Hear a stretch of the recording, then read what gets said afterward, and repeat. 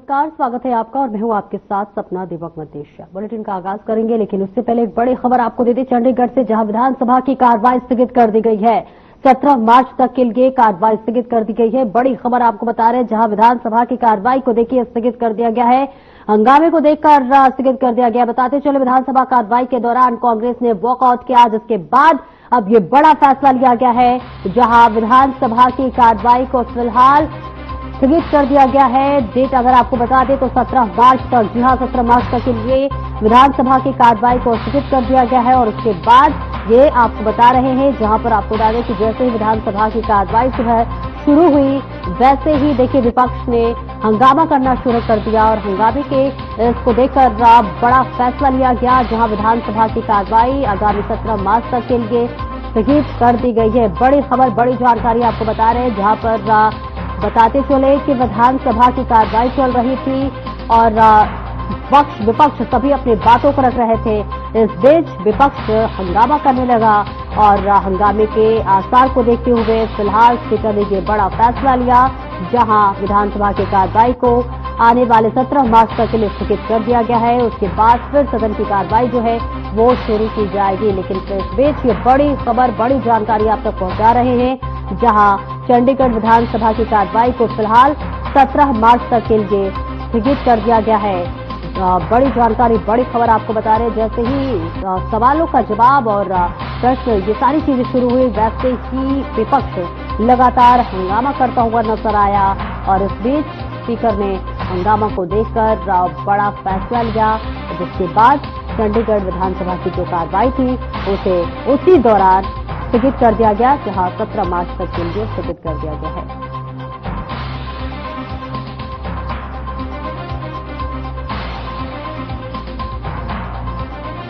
और आगे बढ़ेंगे, जहां पर आपको बताते चले कि हरियाणा विधानसभा के बजट सत्र में मुख्यमंत्री नायब सिंह सैनी ने विधायकों के सवाल दिए और जिस बीच सीएम सैनी ने कहा कि हरियाणा की आर्थिक स्थिति एकदम सही है। वहीं एनसीआर राज क्षेत्र में लॉजिस्टिक तय बनाने की तैयारी की जा रही है। सीएम ने कहा कि हरियाणा निवेशकों के लिए भी पहली पसंद बन रहा है। सीएम सैनी ने सदन में और क्या कुछ कहा, आइए आपको सुनवाते हैं।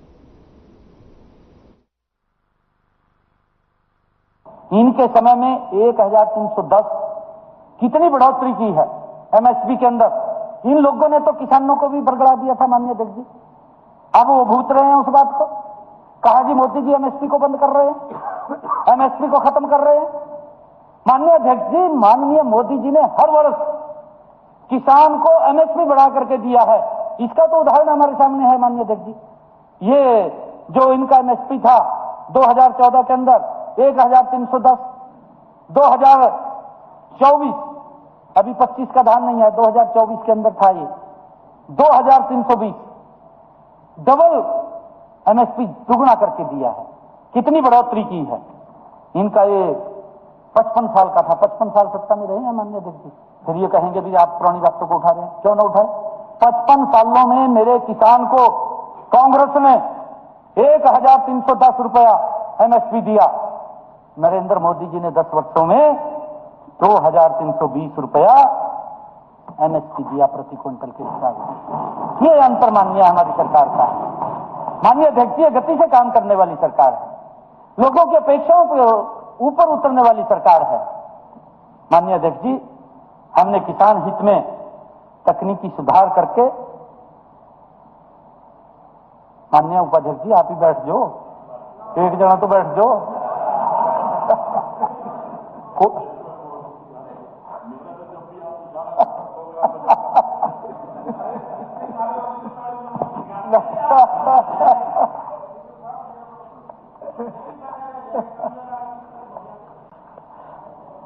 माननीय अध्यक्ष जी, हमने तकनीकी सुधार करके समय समय पर भ्रष्टाचार को भी कम किया है। यदि कहीं ज्यादा बिल कटकर कम पैसे दिए जाने की शिकायत है, हमने कहा था माननीय अध्यक्ष जी इनको, उस समय शायद हमारे किसी माननीय मंत्री ने खड़ा होकर के जवाब दिया था इनको भी, अगर आपके पास कोई ऐसी शिकायत है कि भाई उसके खाते में पैसे डाल दिए और किसान को बुला करके उसके खाते से कटवा कर पैसे ले लिए, भाई तब लिखित रूप में दे दो, कोई तो होगा वो, और तो जानकारी है माननीय अध्यक्ष जी।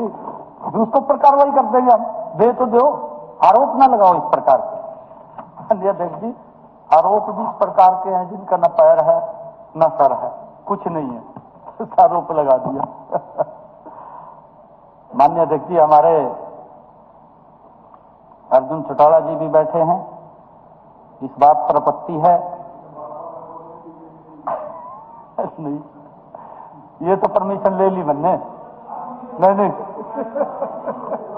मंत्री जी, ये परमिशन अर्जुन चौटाला से ले लिया। अभी कोई भी स्थिति हो, आप बैठे रहिए।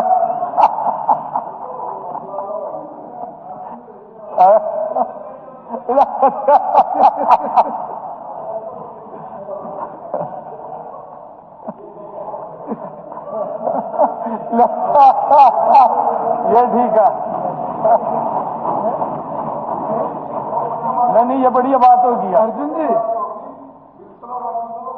अर्जुन जी, आपने सांकेतिक कर दिया, धन्यवाद।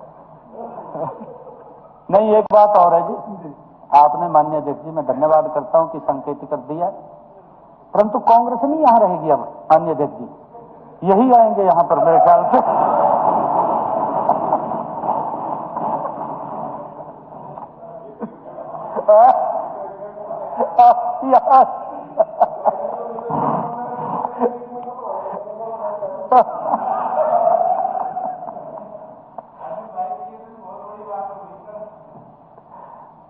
माननीय अध्यक्ष जी, अर्जुन चौटाला जी ने इस बात पर आपत्ति की है कि उन सभी फसलों की एमएसपी पर खरीद की गारंटी क्यों दे रहे हैं जिनमें से कुछ हरियाणा में पैदा ही नहीं होती। बात तो ठीक ही है माननीय अध्यक्ष जी, परंतु मैं बताना चाहूंगा कि हमने सोच समझ करके 24 फसलों के ऊपर खरीद तय की है। माननीय अध्यक्ष जी, हमें पता था कि यदि हम 24 से कम की गारंटी देते तो आप कहते फिरते कि सब फसलों की खरीद का निर्णय क्यों नहीं लिया। तो कांग्रेस के लोग हैं, ये कहेंगे भी सारी फसलों का क्यों नहीं। और वही हरियाणा के मुख्यमंत्री नायब सिंह सैनी ने सदन में घोषणा करते हुए कहा है कि हरियाणा प्रदेश में अगर कहीं भी किसी भी गांव की जो है शामलाल भूमि वक्फ बोर्ड के नाम की गई तो इसकी पूरी जांच करवाई जाएगी। तो वही उन्होंने कहा कि रोहतक गोहाना मार्ग पर स्थित पीर बोधी मामले में जांच के लिए रोहतक मंडलायुक्त की अगुवाई में एक कमेटी की गठन किया जाएगा। करनाल मंडलायुक्त और जिला उपायुक्त रोहतक इस कमेटी के सदस्य होंगे। यह कमेटी पीर बोधी मुद्दे से संबंधित सारे तथ्य और रिकॉर्ड का गहनता से जांच करेगी। भारत सरकार द्वारा जो पंजाब वक्फ बोर्ड है के नाम अधिसूचित कर दी गई 1990 में, वक्फ बोर्ड के नाम कर दी गई। क्या कारण है, कौन किन लोगों ने की है, कौन लोग थे? श्यामलाल दे जमीन को वक्फ बोर्ड के नाम कर दिया। यह उस अधिसूचना में खसरा नंबर 7086, 7090 और 7092 और 7093 खानका और कब्रिस्तान के रूप में दर्ज की गई। माननीय अध्यक्ष जी, दुर्भाग्यपूर्ण है। अब यह जमीन वक्फ बोर्ड के नाम है, जिसकी हम बार बार बात कर रहे थे, क्योंकि भी वहां तालाब नहीं है कागजों के अंदर, और उसके अंदर वहां पर ये वक्फ बोर्ड की लैंड है, कास्ट कर रहे हैं। हम यही अपनी स्टेटमेंट दे रहे थे, परंतु मैंने इसकी पूरे नीचे से कागज निकलवाए दिए, क्या कारण है क्या नहीं। इस जमीन पर पिछली सरकारों के दौरान अवैध कब्जे किए गए, क्योंकि ये पहले वक्फ बोर्ड के नाम करी गई, फिर उसके ऊपर कब्जे की सोची गई, इसके ऊपर कब्जा की। और वही सदन में वॉकआउट के बाद पूर्व मुख्यमंत्री भूपेंद्र सिंह हुड्डा ने कहा कि मुख्यमंत्री ने राज्यपाल अभिभाषण पर जवाब में ऐसी बातें रखी जिनका सर पैर नहीं था। मुख्यमंत्री ने कहा कि पहली बार विधायकों को बोलने का मौका मिला है। हुड्डा ने कहा कि ऐसा कहना पूर्व विधायकों का अपमान है। तो वही हुड्डा ने कहा कि शिक्षा का एक उच्च अधिकारी मिला, उसने कहा कि शिक्षा के अलावा सब कुछ है।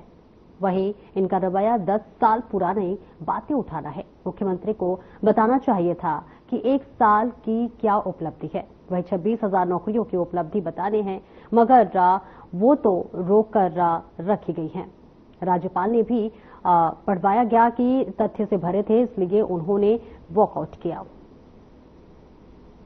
ऐसे रखे जो जिनका कोई सिर न पैर, ये कहा पहली दफा हुआ है, सारे विधायक बोले हैं, इसका मतलब जो पहले स्पीकर रहे हैं उन सबका अपमान किया। ये 2 स्पीकर तो ये बैठे हैं, ये बता देंगे सबको समय मिलता था नहीं मिलता था।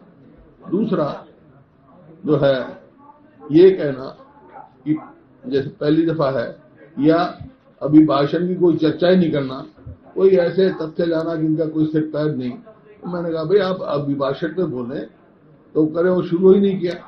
जबकि और बोलते हैं तो इतराज करते हैं आप रिस्ट्रिक्ट रखो अभिभाषण पे, ये स्वयं वो लेते हैं। इस वास्ते जो गवर्नर साहब से जो अभिभाषण पढ़वाया वो सच से बहुत दूर था। उसी समय हमने कहा था कि भाई तथ्य नहीं है, ग्राउंड पे क्या है, इतने शब्दबाज दिखा रहे हैं, इतनी महिला मंडल बांधी है। आज क्या है, आज मेरे को एक शिक्षा का उच्च अधिकारी मिला, मैंने उससे पूछा भाई आपके शिक्षा विभाग में क्या है, बोला शिक्षा के सिवा और सब कुछ है, शिक्षा नहीं है। अरे स्कूल में जाओ तो मास्टर नहीं, अस्पताल में जाओ तो डॉक्टर नहीं।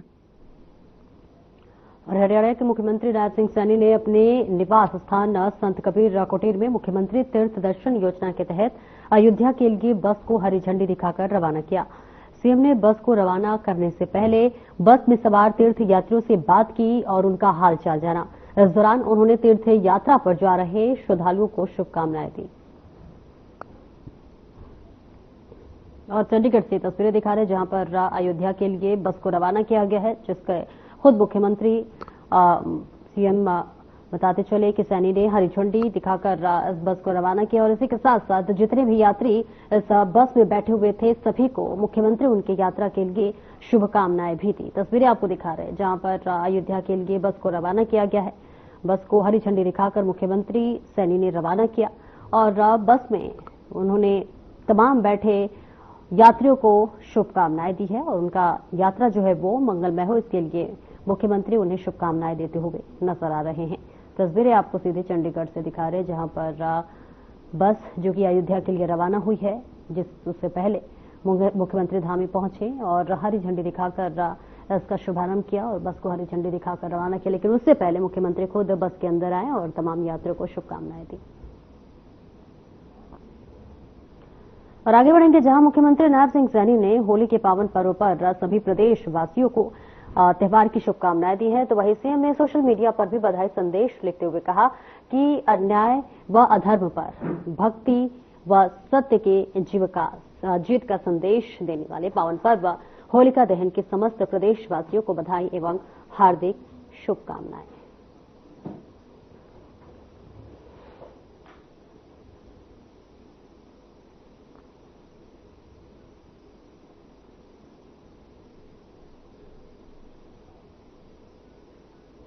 और वही होली का पर्व देश भर में बड़ी धूमधाम के साथ मनाया जा रहा है।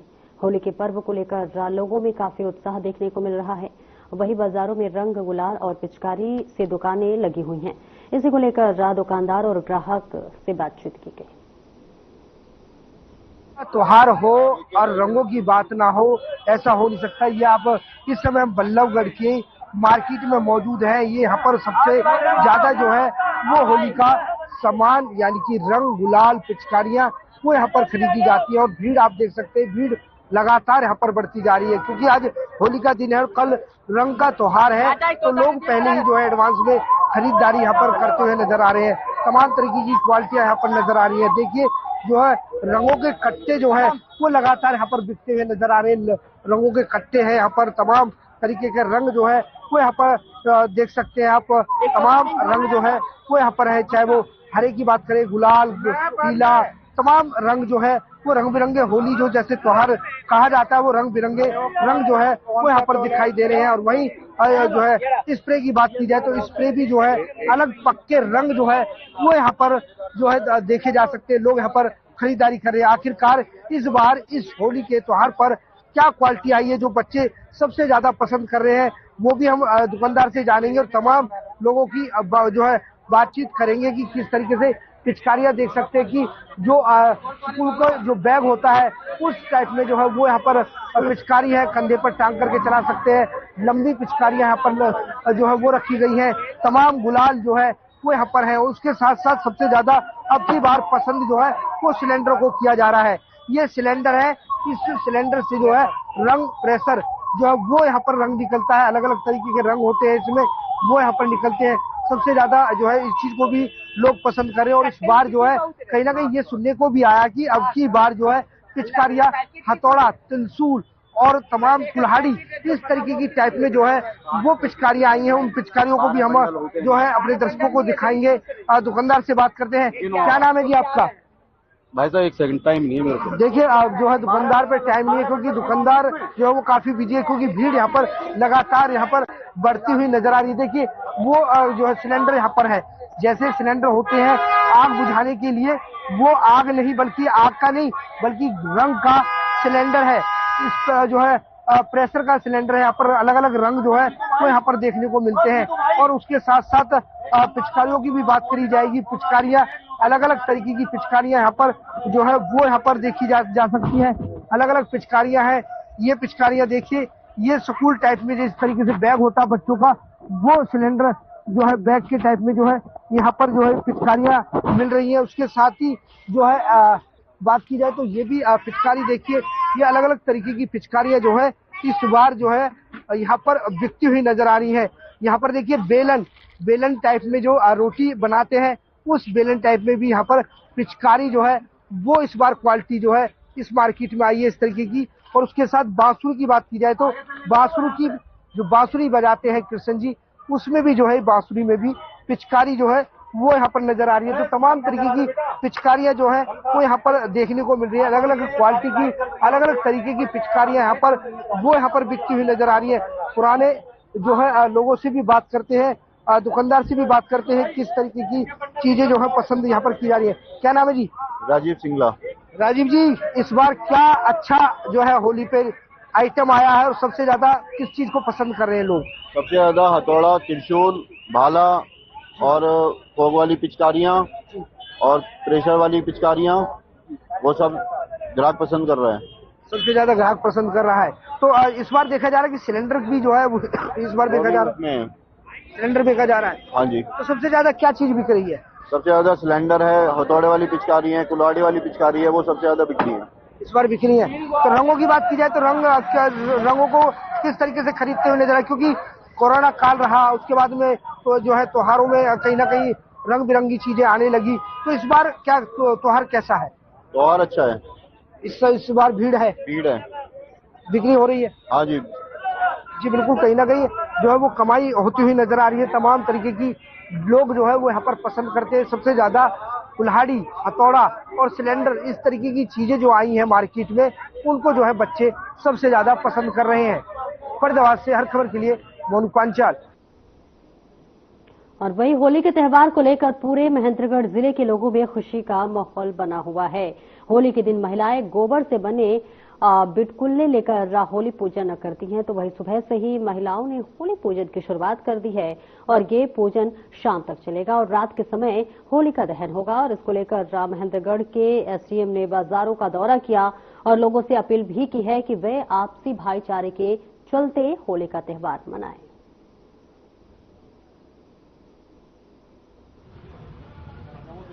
होली का त्यौहार हिंदुओं में एक प्रमुख त्यौहार है, जो सौहार्द, भाईचारे, प्रेम और कलरफुल रूप से बनाया जाता है। इसमें वैर भाव को भुला के सभी अपनी दुश्मनी को भुलाकर और प्यार और मोहब्बत से जीने का प्रेरणा लेते हैं। और मैं एक कहना चाहूँगा, कोई भी आपस में सौहार्द बनाए रखे। और होली का त्यौहार ही मिलन का त्यौहार है और हिंदुओं का सबसे पवित्र त्यौहार है। आज इसके अंदर थोड़ी कमी आई है, लोगों में सहनशीलताएं थोड़ी सी कम हो गई है। त्यौहार रंगों का और सद्भावना का त्यौहार है। मेरा सभी महेंद्रगढ़ वासियों से निवेदन है कि इस पर्व पर अपनी कटुता भुला के दिल से एक दूसरे को दिल से लगा के ये त्यौहार आरामदारी और श्रद्धापूर्वक मनाएं। अब आपको यही नहीं समझ में आ रहा अभी तक, तो इनको प्रेमा फेसी यहाँ से देखिए, एक चीज चलेगी सड़क, घर, दुकान है कहाँ तक, जिसको देखो वही कहीं से कहीं अपने अलग अलग पैमाई तो उसका ठीक से जब तक नहीं आएंगे जो जाम की समस्या लगती है ये इसीलिए ज्यादा लगी है। आधी थोड़ी भली सड़कें हैं, नालियां बन सकती हैं, लेकिन बहुत दिन से आप बनाई नहीं गई। ये हमारे हिंदू धर्म के अंदर ये प्रेम प्रथ का विषय, इसको बड़े इस दिन जो अपने पूरे साल जो झगड़े लड़ाई सब मनमुटाव भूलकर सब एक रंग में रंग जाते हैं और ये एक प्रेम प्यार का खुशी का पर्व है और इसको अपने को हर्षोल्लास से मनाना चाहिए।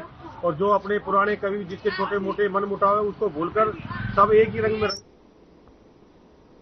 और भिवानी में हरियाणा विद्यालय शिक्षा बोर्ड परिसर स्थित सर्वपल्ली राधाकृष्ण लैब स्कूल में होली का पर्व बड़े ही धूमधाम के साथ मनाया गया। कार्यक्रम में शिक्षा बोर्ड के अध्यक्ष प्रोफेसर डॉक्टर पवन कुमार ने मुख्य अतिथि के रूप में शिरकत की।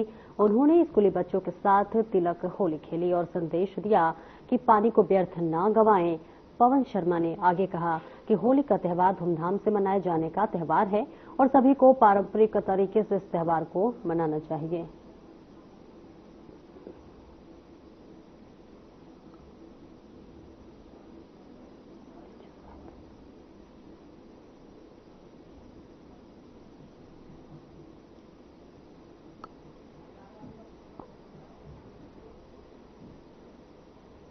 और हिसार की जाट धर्मशाला में जेजीपी के संस्थापक डॉक्टर राज सिंह चौटाला के 64वें जन्म दिवस पर रक्तदान शिविर का आयोजन किया गया। इस मौके पर 64 युवाओं ने रक्तदान किया। इस बीच आपको बता दें कि जेजीपी के राष्ट्रीय महासचिव दिग्विजय चौटाला ने रक्तदान शिविर की शुरुआत की और खुद भी रक्तदान किया।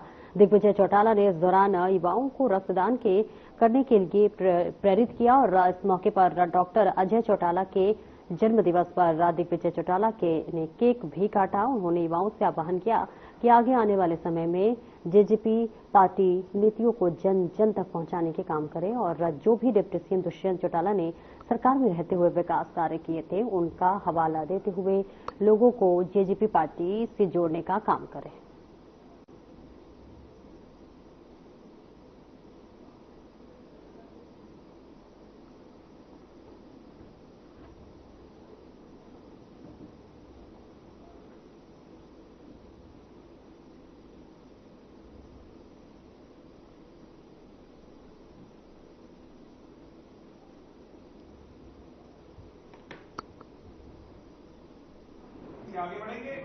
लाखों करोड़ों लोगों के प्रेरणा स्रोत के दिलों की धड़कन डॉक्टर अजय सिंह चौटाला जी का 64वां जन्म दिवस है और ये हम सब कार्यकर्ताओं के लिए बहुत पवित्र त्योहार बराबर है।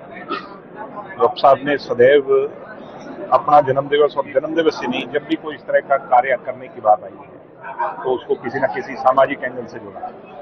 इनसो जो संगठन उन्होंने खड़ा किया उसको भी छात्र राजनीति से ज्यादा जो प्रेरणा दी वो सामाजिक कार्य में सदैव है। ये तो ब्लड डोनेशन की बात है, डॉक्टर साहब ने तो अपना एक एक अंग दान कर रखा है और जितनी बार उनने ब्लड डोनेट किया होगा शायद ही बहुत कम ऐसे एग्जाम्पल मिले। तो ये जीवन किसी और के काम आएगा, यही अपने आप में ये सोच जो है बहुत बड़ी सोच है, ये विशाल सोच है। और डॉक्टर अजय सिंह चौटाला जी फिलहाल इस बुलेटिन में इतना ही। दीजिए इजाजत, नमस्कार।